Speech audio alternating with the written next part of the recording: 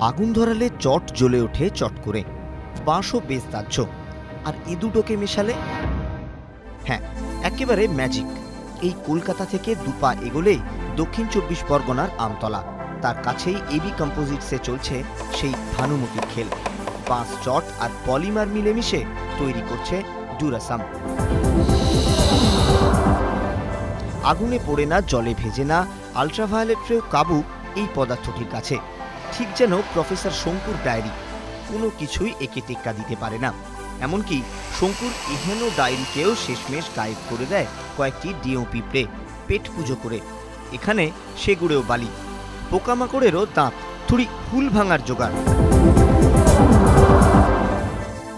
ডুরাসাম not নরণচরণ। বাঁশ আর চটের মতো মিঠো দুটি কাঁচামাল দিয়ে এই উপাদানটি তৈরি হওয়ায় পরিবেশ দূষণেরও প্রশ্ন নেই। এমন ন্যাচারাল ফাইবার পৃথিবীতে এই প্রথম। আজব এই পদার্থকে কাজে লাগিয়ে কত কিছুই না তৈরি হচ্ছে। আন্দামান নিকোবরের সুনামি বিধ্বস্ত এলাকার বিভিন্ন ঘরবাড়ির দরজা যাচ্ছে এখান থেকেই। তৈরি হচ্ছে আরও এক আশ্চর্য বস্তু, ইগলু।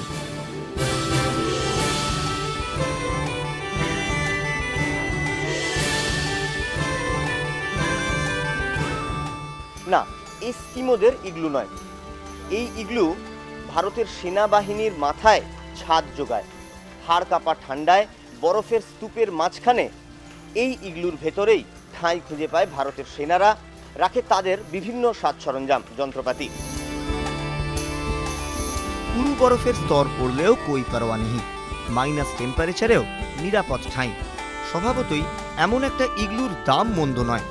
16 ফুট বাই 16 ফুটের ইগলুর ল্যান্ডলর্ড হতে প্রয়োজন প্রায় 7 লক্ষ টাকা।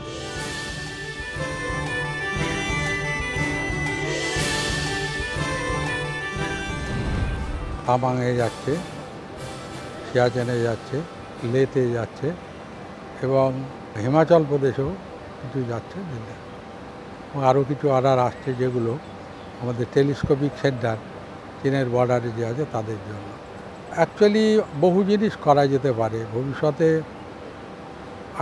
লোহার স্ট্রাকচার বাদ দিয়ে শুধু এই বাঁশ পাটের একটা বাড়ি তৈরি হবে।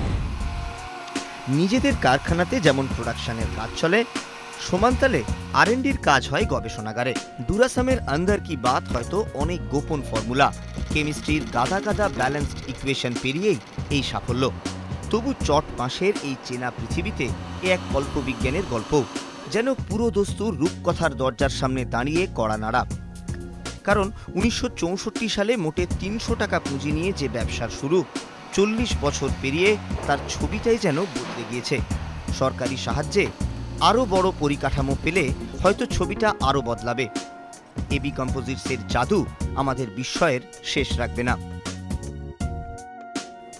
আশিস রায় ও দেবব্রত দের সঙ্গে সুব্রত দে ও সুস্নাত চৌধুরী, কলকাতা টিভি।